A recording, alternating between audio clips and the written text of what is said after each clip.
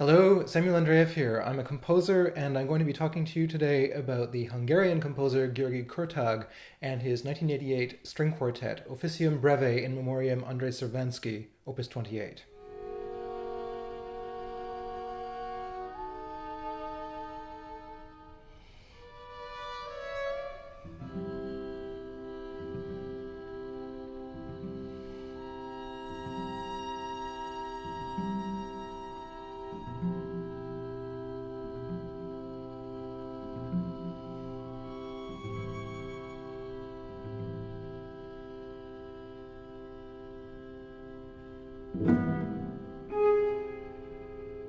So I'm going to start things off by presenting an overview of the life and work of György Kurtág, who is certainly the most important living Hungarian composer. And I'm going to zero in on this particular work, which is very typical and emblematic of the composer's work. Finally, I'm going to go into a little bit more analytical detail towards the end of the video. But first of all, why bother listening to this piece? The first thing I would say is that from a historical point of view, Kurtág is one of the last remaining links to an entire generation of composers that revolutionized music in the post-war period. So these are composers that were born in the 1920s and came of age in the immediate post-war period. So Kurtág, along with Betsy Jolas, who is a French-American composer, are really the last remaining survivors of that generation. We have other composers whose names are also probably quite well known, people like Boulez, Stockhausen, Bruno Maderna from Italy, Luigi Nono as well, György Ligeti, who is another Hungarian who is very, very well known. So this whole generation of composers basically revolutionized music in the post-war period. They were starting from the point of view that following the enormous cataclysms of the first part of the 20th century, music somehow had to be rethought, and they were committed to innovation and progress. These were all committed modernists. Kurtág is, in a certain sense, an odd one out in this bunch of composers because, first of all, he started his public international career considerably later than a lot of his colleagues. And this was to a large extent due to his geographical situation, the fact that he was living in what was essentially a communist dictatorship in Hungary. Kurtág's music is intensely expressive, and it often makes use of formal strategies that are incredibly condensed. So he's very fond of writing works that are basically sets of miniatures. And when I say miniatures, they are really, really short. So for example, the work we're about to look at is made up of 15 movements, and most of these movements are less than a minute long. So some of the individual movements in this piece might be only 4 bars. So he's very, very concerned, first of all, with not wasting the listener's time, and also distilling and boiling down his ideas to the absolute essence.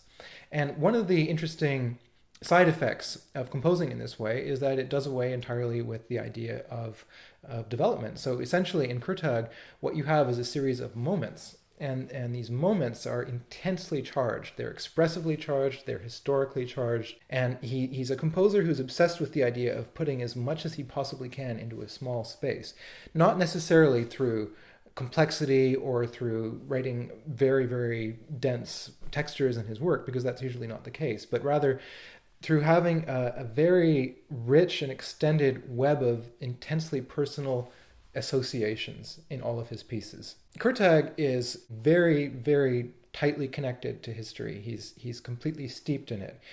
He's obsessed with the great musical figures of the past, and he often renders homage to them in his works. But at the same time, in keeping with the other members of his generation, he's also very preoccupied with the notion of innovation. So his music is extremely personal, and it really sounds like no other music I've ever heard. But at the same time, it draws on historical sources. So it's music that pulls you forward into new worlds, into entirely new sonic experiences, but at the same time, you're not left adrift completely because the music is so strongly tied to tradition and to things that are, in some level, familiar. Now, Opus 28 is, I think, an ideal introduction to the work of Kurtág because, first of all, it is rather typical in the sense that it is a work that is made up of a series of very, very short movements. It's extremely expressive. It's got an amazing surface beauty. Even if you don't have the slightest idea what's actually going on in this piece or how it's written or what the composer is trying to do, just listening to the sheer surface beauty of it is enough, and you'll get an enormous amount out of it. So in case you're not familiar with Kurtág and his life and career, I'm going to start off with a brief biographical sketch.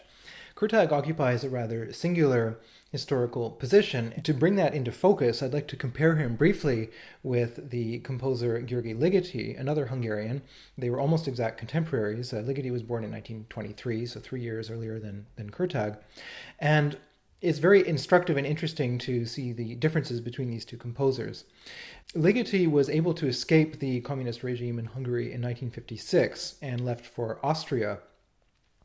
And his contact with the West was extremely significant in terms of him being able to develop himself artistically and also to become much better known internationally.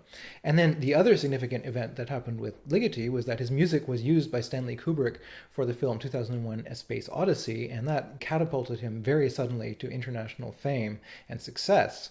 And so Ligeti's music became very, very widely known to a massive audience rather quickly, whereas Kurtág, for his part, remained in Hungary and worked as a chamber music teacher. And he was known as an extremely exacting teacher with incredibly high standards. He would spend an enormous amount of time on what could seem like very small details, but always in the goal of producing a transcendent and incredibly intense and powerful performance. But the point about all this is that Kurtág was basically forced to establish his aesthetic and his work in relative isolation, and he had actually comparatively little success internationally until the 1980s. And that really started to change in 1981 when the Paris-based Ensemble Intercontemporain, which is the sort of premier French ensemble for contemporary music, conducted and led by Pierre Boulez, commissioned a piece from him. And the resulting piece, which was called Message de Feu Demoiselle Hervé Troussova for soprano and chamber orchestra, was a huge success and certainly generated a lot of further opportunities for Kurtág. And it's really after the 1980s that he started to get a lot more international attention, a lot more commissions, a lot more performances outside of Hungary. Now, one side effect of his incredibly high artistic standards is that when you look at his catalog, you see very quickly that he's actually written comparatively little, particularly considering the fact that he is someone who's had a creative career spanning 7 decades. I'll just add one more thing, which is that Kurtág is also an absolutely wonderful performer, and he often performs as part of a piano duo with his wife, Marta. And they perform transcriptions of classical works such as Bach's cantata Actus Tragicus, which is a work that I have analyzed actually on my YouTube channel. So if you're interested in that piece, an amazing piece, then you can check out that video. And they've also made many performances of Kurtág's piece for 2 pianos, Játékok. It's a series of very, very short piano pieces, a long series, and the title translates as Games. So I'd like to talk about Officium Breve, this Opus 28 string quartet. Now, I mentioned earlier that it is very emblematic and very typical of Kurtág's work, and that's for a number of reasons, so I'm going to talk about those very briefly. So the first thing about this piece is that it is a sort of double homage to 2 figures that have been very prominent in Kurtág's life, certainly as a musician, but that have also influenced his work in a variety of ways.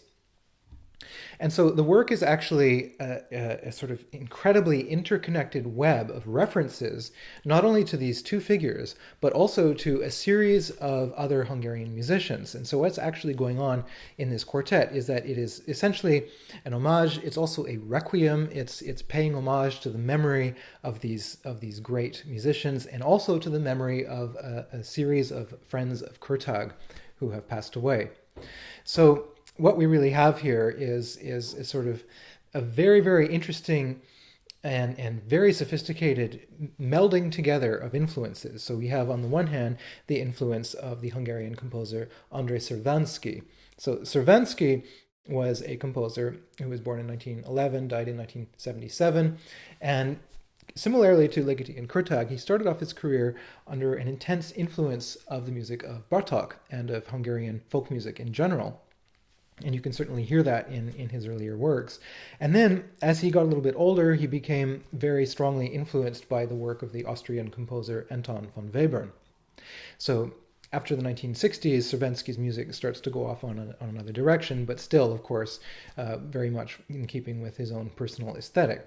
So in works such as the Six Pieces for Orchestra, which, by the way, is an absolutely remarkable piece, you have this incredible refinement in the orchestration and just incredible sonic ingenuity, but you also have a very clear influence from Hungarian music, but also, probably more importantly, you have also the influence of Anton Webern, this sort of concentration, this kind of technical ingenuity that you get in this music. But the work that Kurtág specifically refers to in Officium Breve is Serenade for String Orchestra, and that dates from 1947, 1948. Very significant.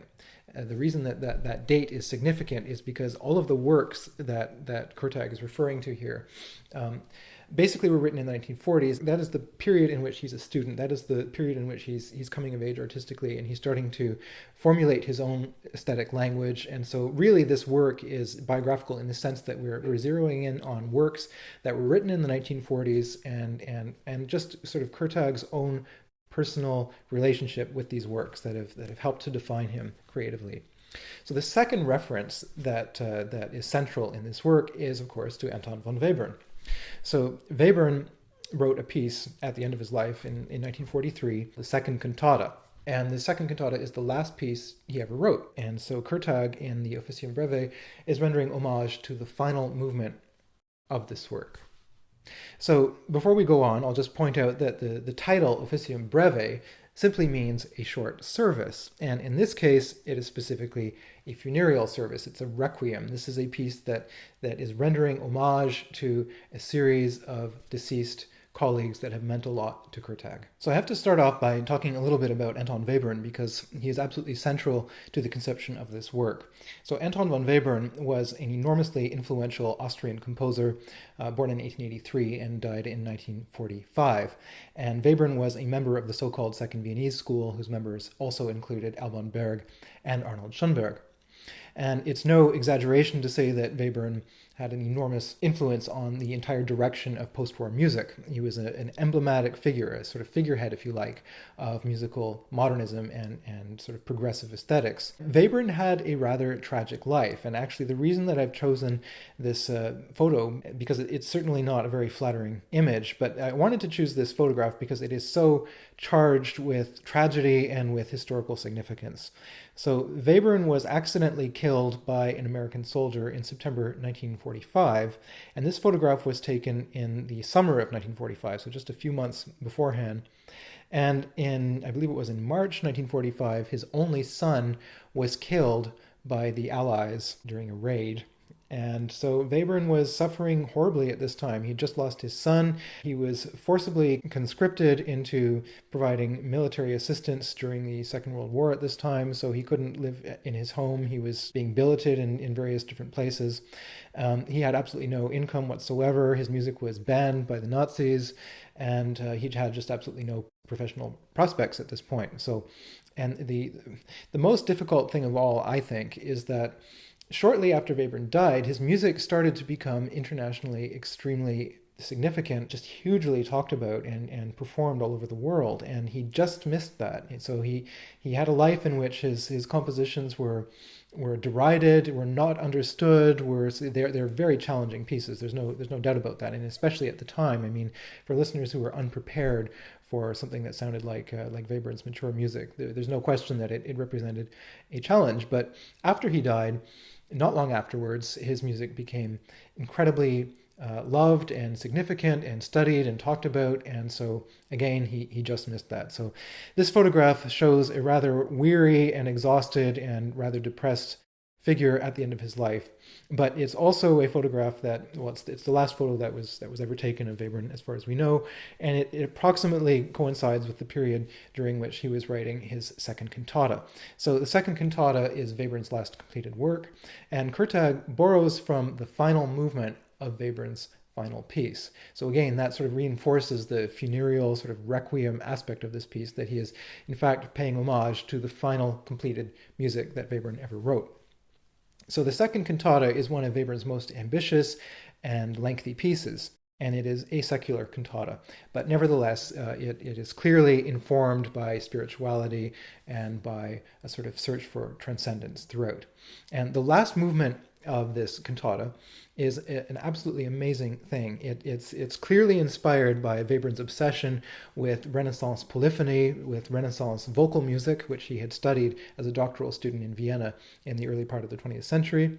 And it's got a very sort of strict contrapuntal outline to it. It's a double canon, so it's a work of tremendous technical sophistication, but it's also just really, really beautiful. So before we go any further, you need to hear this movement of Webern's second cantata, because Kurtág quotes it and he refers to it throughout the entire Officium Breve.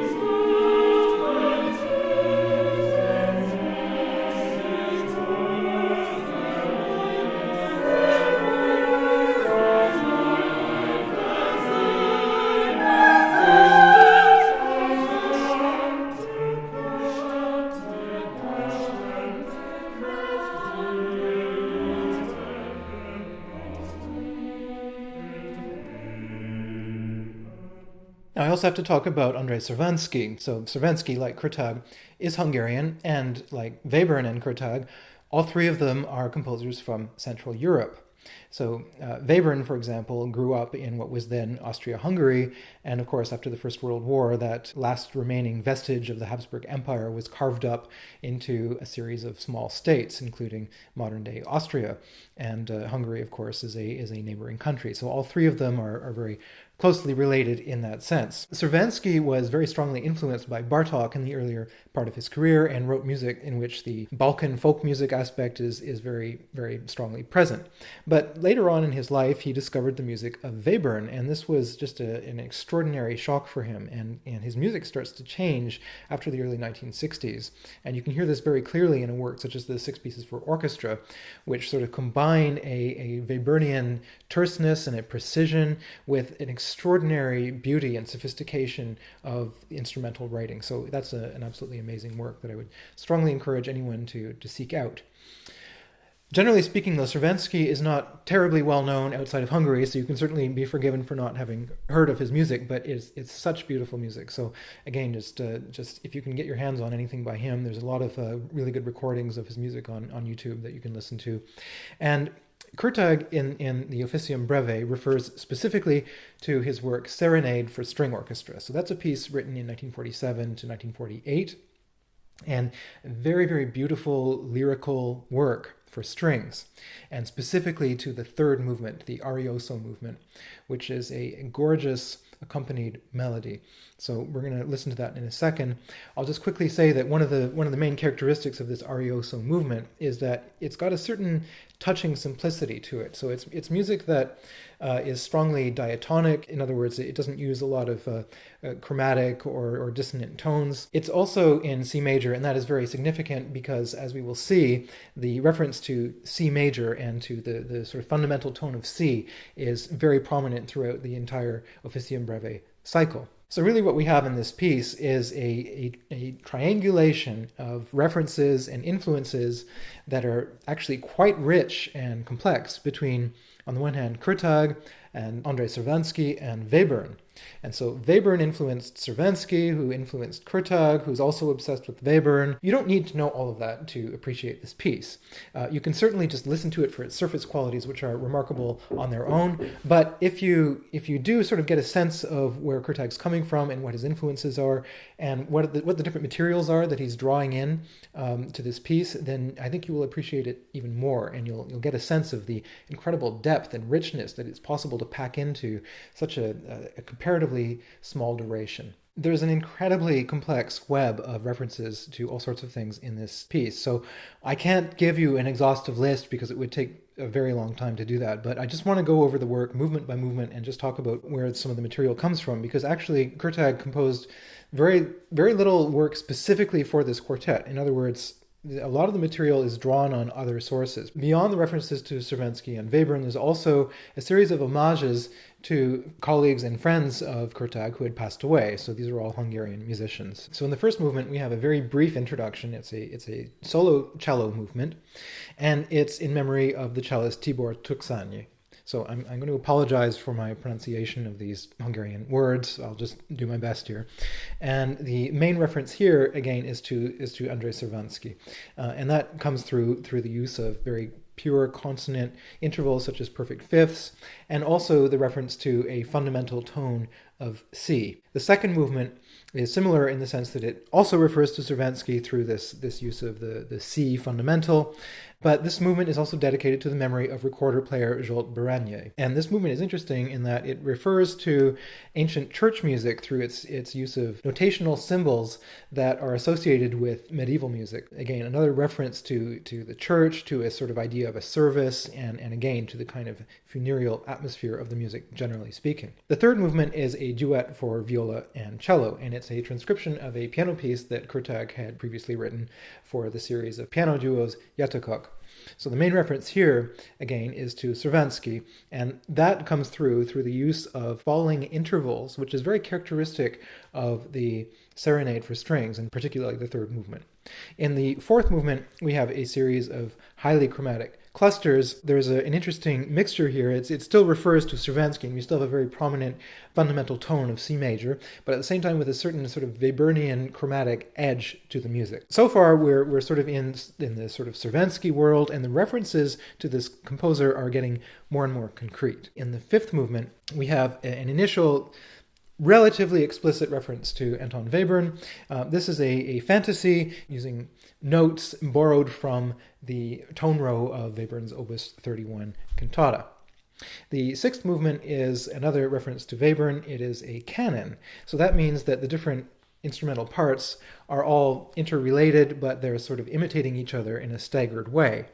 So this is a technique that Webern used a great deal throughout his career, and specifically used in a very, very personal and sophisticated manner in the second cantata. So this is Kurtág explicitly rendering homage to that movement. The seventh movement is also a canon, and here we are getting towards something that is almost a literal quotation of Webern. So not only do we have the canon idea, but we also have the notes and the pitches that are associated with the second cantata. In the eighth movement, we have an homage in memory of another Hungarian musician. So this is Gabriela Garzo, who is a friend of the Kurtágs. And this movement quotes from Kurtág's piece, The Sayings of Péter Bonamisza. And again, this is a movement that is strongly characterized by a sort of lamenting motif. So it's got these glissandos on a minor second. It's a sort of very haunting, mournful sound. And the following movement, the ninth movement, develops this idea even further by using microtones. And we're going to have a look at that movement in greater detail towards the end of my analysis. But the reference here again is to Ændre Szervánszky, generally speaking.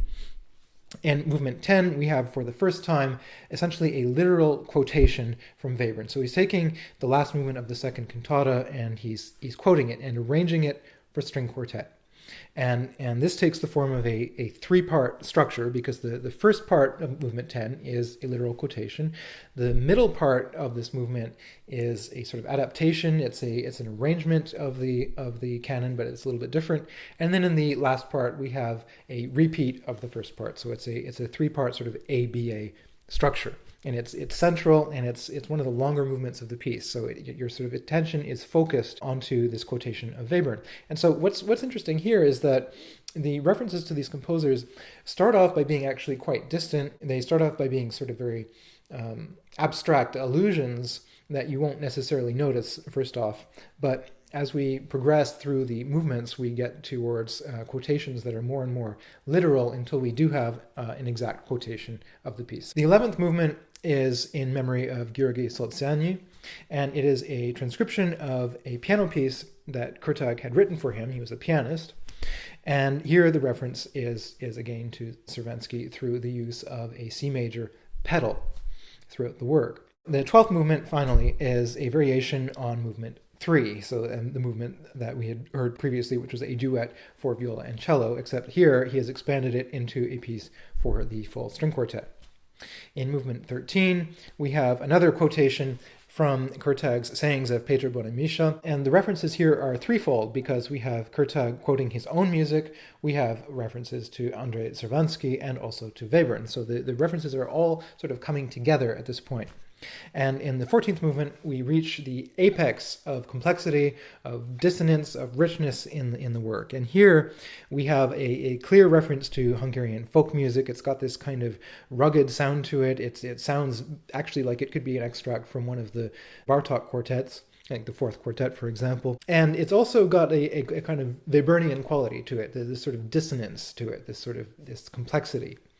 Now, finally, in the 15th movement, we arrive at a literal quotation of Ændre Szervánszky's Serenade for Strings. So next I'd like to have a look at the 9th movement of this quartet, which I think is just such a beautiful little fragment of music. And it's just 4 bars long, and nevertheless it manages to pack so much in. It's just such a beautifully meaningful little movement. So before we go on, I'd like to just have a listen to it, and we can also listen to it again a second time after I've sort of spoken a little bit about this movement.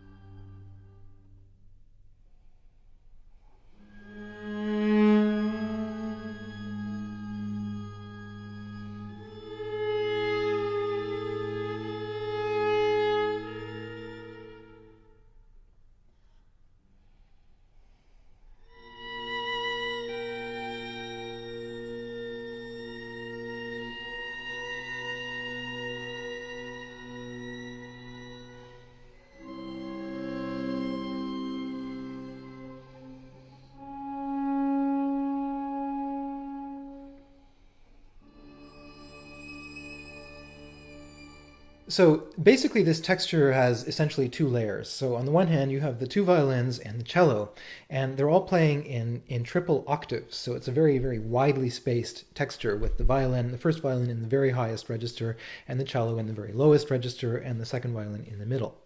And these instruments are all sort of chromatically edging upwards from G upwards to a D, a perfect fifth above that. So this sort of chromatically sliding music covers the span of a perfect fifth. So that's obviously significant in the sense that it refers once again to the very open consonant intervals of the Szervánszky piece, but with the sort of chromaticism of Webern along with it. So this is a very, very slow movement. It's just this very slow, inexorable, rising progression. And then the second element to the texture, the second layer, is that we have a solo viola. So the viola is set apart from the other instruments through a variety of means. The first one is that the violins and cello are playing with mutes, so their sound is going to be veiled, it won't be as prominent, and the viola is the only instrument in the quartet that is playing without a mute, so it's prominent for that reason. But it's also prominent in the sense that it's not playing these octaves along with the others, it's playing a solo passage that sort of moves chromatically and microtonally through this space. So not only do we have notes and pitches that don't belong to the octaves that are being played by the other instruments, but the viola is also playing with these tiny little microtonal inflections, sort of bending the notes slightly up or slightly down. And that sort of contributes to the sense of a lamentation, of a kind of mournful cry. The viola is also doing something very interesting here, which is that whereas the violins and the cello are sort of moving upwards in this inexorable rising movement, The viola has this downwards movement, so there's a very interesting sort of elementary contrary motion. That's a sort of very old contrapuntal technique. This idea of having one voice going up while at the same time the other voice goes down, and that's really what's happening here. So we have this beautiful, this sort of very expressive microtonal space on the one hand that's provided by the viola, and we have this rising progression in the other strings. And Kurtág does this with such simple means. That's the thing that's so amazing about it. There's almost nothing in this movement, but it's so intense and it's so expressive. And one thing that I find absolutely remarkable is the way this movement ends. So we arrive ultimately up onto the high D in the strings here, but before we have everyone sort of arrive in unison on this D, which is the culmination of the movement of this piece, and the first violin edges up to an E flat, so it's just a semitone above the others, just a minor second above the others. And so we have this achingly beautiful sort of appoggiatura that has to be resolved. It's a little chromatic dissonance that he resolves downwards to the D, so that just before the end of the movement, everyone is playing a unison D at the end in octaves. It's absolutely beautiful. It's such a remarkable thing to have been able to pack such intense expressivity into only 4 bars of music. The 7th movement is interesting because here we are sort of teetering on the edge of a literal quotation from Webern, but it's not quite there yet. So it's certainly very strongly alluding to the Webern canon, and it's using the materials from this piece, but it's not yet a literal quotation. It's still an adaptation. It's still a relatively free arrangement of the piece. So what's so beautiful about this, I find, is that Kurtág is actually using one of Webern's favorite devices, which is the sort of so-called Klangfarben melody, the idea of a tone color melody, in which you have a series of tones in which the tone color and the timbre and the instrumental playing techniques are changing almost from note to note. Kurtág is taking a piece that stems from late Webern and applying this sort of technique to it of very, very subtle and sophisticated orchestration and different tone colors and changing playing techniques. He's applying this to that, and the result is really quite beautiful. So you can see here that he's got certain notes that are being played pizzicato, others are being played arco. You have harmonic notes suddenly coming in, and you've got all sorts of other indications, extremely subtle dynamic markings. You'll notice here that the music is sort of hovering between pianissimo and pianissimo writing, so it's just sort of barely on the edge of audibility, and that's another characteristic not only of Kurtág's music but also of Webern's. So let's have a listen to that.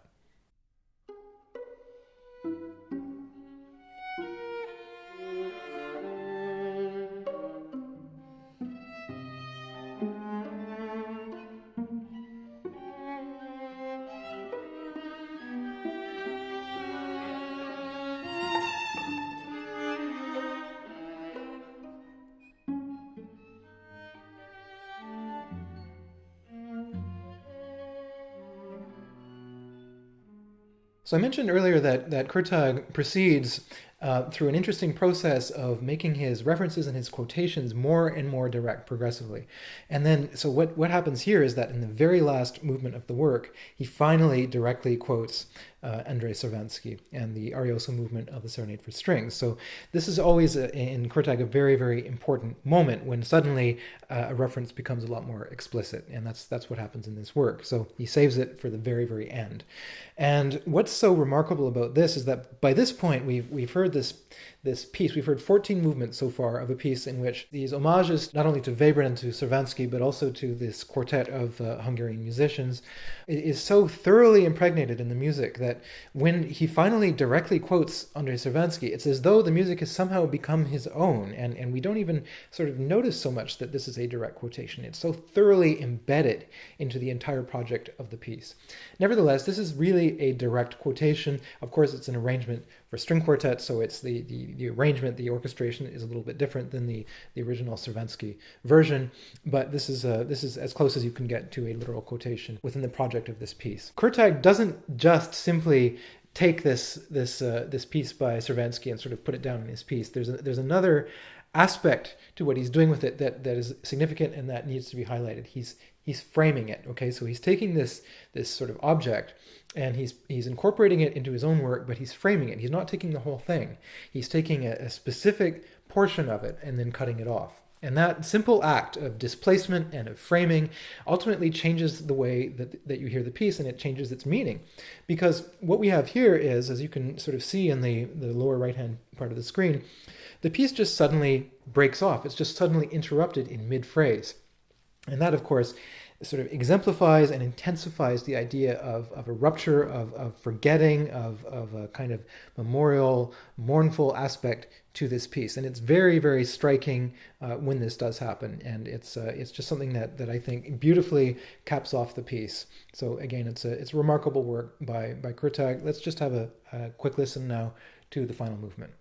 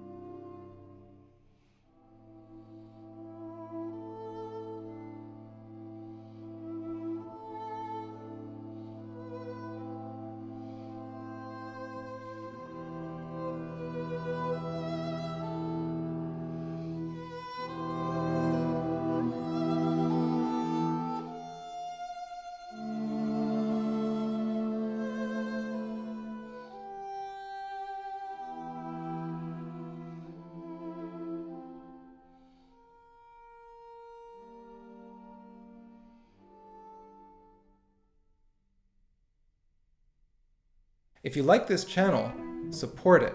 Your help allows me to keep on making high-quality music education videos available to anyone who wants to watch them around the world at any time for free. Check out the rewards for varying levels of support at www.patreon.com/Samuel Andreyev. Thanks for watching.